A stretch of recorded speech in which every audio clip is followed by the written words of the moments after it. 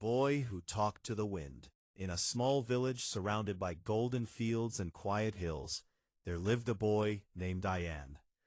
He was known by everyone as a quiet child, but also a strange one. While other children played games and laughed together, Ian preferred to sit alone under an old tree at the edge of the village. People often saw him whispering into the air, as if he were talking to someone invisible. "The boy is odd," they would say. "He talks to the wind." But Ian didn't mind, because to him the wind wasn't just air, it was a friend. Every evening as the sun dipped below the horizon and painted the sky orange and purple, Ian would sit under his favorite tree and say, "Tell me something new today."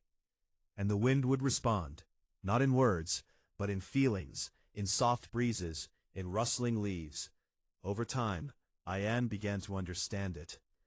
The wind told him stories of distant mountains, of oceans that roared endlessly, and of cities filled with lights brighter than stars. It told him secrets no one else knew, about coming rains, changing seasons, and even people's hidden emotions. One day, the wind whispered something different. Ian's face turned serious. That night, he ran back to the village and tried to warn everyone. "A storm is coming," he said. "A big one. We need to prepare." The villagers laughed. "The sky is clear," one man said. "There's not even a cloud." "You've been talking to the wind too much," another joked. But Ian didn't give up. He went from house to house, begging people to listen. "Trust me." But no one did. Only one person believed him, his grandmother. She looked into his eyes and saw something others didn't: truth. "If the wind has spoken," she said softly, "we must listen." Together, they began to prepare.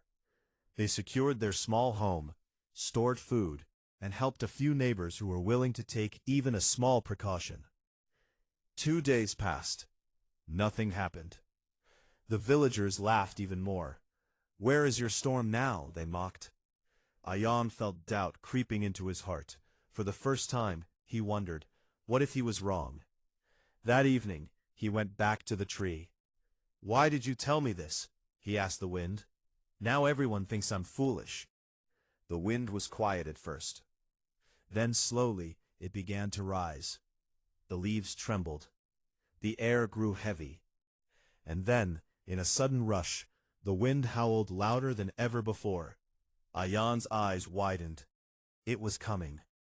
Far in the distance, dark clouds gathered like a giant wall. Thunder rolled across the sky. The air turned cold.